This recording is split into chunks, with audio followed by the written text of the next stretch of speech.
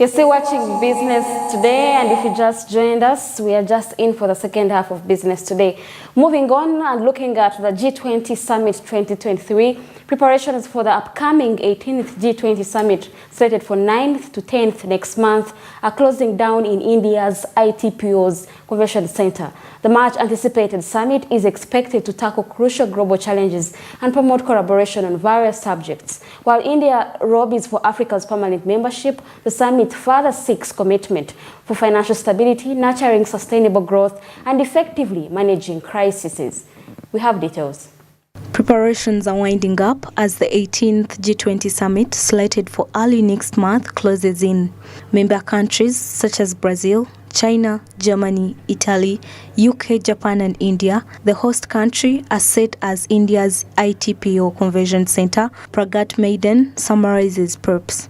Under the theme One Earth, One Family, One Future, it encapsulates essence of global unity and interconnectedness as serving as a powerful rallying call for nations to come together and collaborate on solutions that transcend borders. As nations grapple with pressing issues, for instance climate change, the platform underscores urgency of adopting practices that safeguard the ecosystem for generations to come.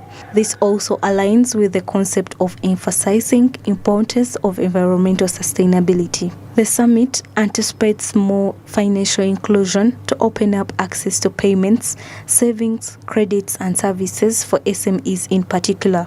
Coordinated work on human resource development, such as skills development, will help match job seekers with employment opportunities for better integration into global value chains. In relation with that, post-G25 African Coffee Summit discussion has brought together coffee sector stakeholders, Siatini and the Trade Ministry to reflect on Uganda's commitment to advance the coffee industry while addressing challenges and embracing innovative strategies. Stakeholders have still emphasized fair pricing, regional cooperation, and entrepreneurial creativity as key components to achieve goals. We have details. Uganda recently hosted the second G25 African Coffee Summit, an initiative that originated from the inaugural summit in Nairobi last year. This year's focus was on integrating coffee as a strategic commodity within the African Union's Agenda 2063, with an emphasis on value addition and boosting domestic outputs for smallholder farmers. Siatini Uganda has engaged stakeholders along the coffee value chain to better understand the implementation of these strategies. It was because of the other G25 summit, coffee summit, which was held by governments and a number of governments in Africa, the 25 coffee-growing countries in Africa.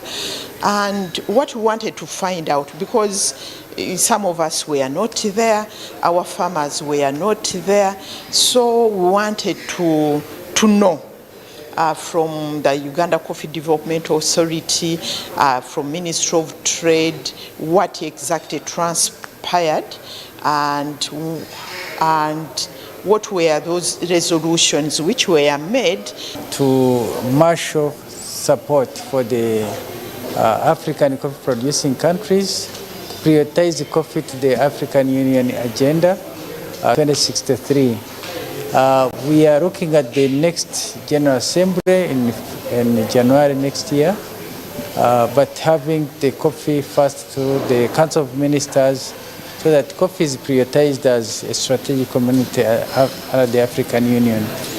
Two, we are looking at the African Continental Free Trade Area as one of the vehicles for prioritizing the trade of coffee in Africa. Despite the summit's intentions, there was a notable oversight regarding the role of small-scale coffee producers in Uganda's industry transformation. Honorable Nandala Mafabi advocates for continuous efforts to ensure fair pricing for coffee, citing concerns about compromised quality due to inadequate compensation for farmers.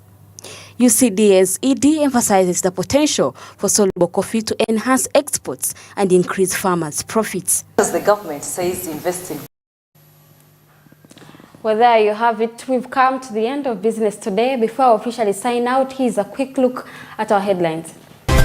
Coming up in Business Today, MPs contend with Trade Committee report. Ministry of Trade staff to be interdicted as Geraldine Sari, former PS, are implicated in violating standing orders. Telecom giant Airtel offers 20% equity to public as 8 billion shares are issued. IPO linked to UCC's NTO license obligation, among other factors. Siatini, Uganda Coffee Development Authority, Ministry of Trade and baristas weigh in on the coffee value chain. Regional approach, soluble coffee, fair pricing noted as driving factors.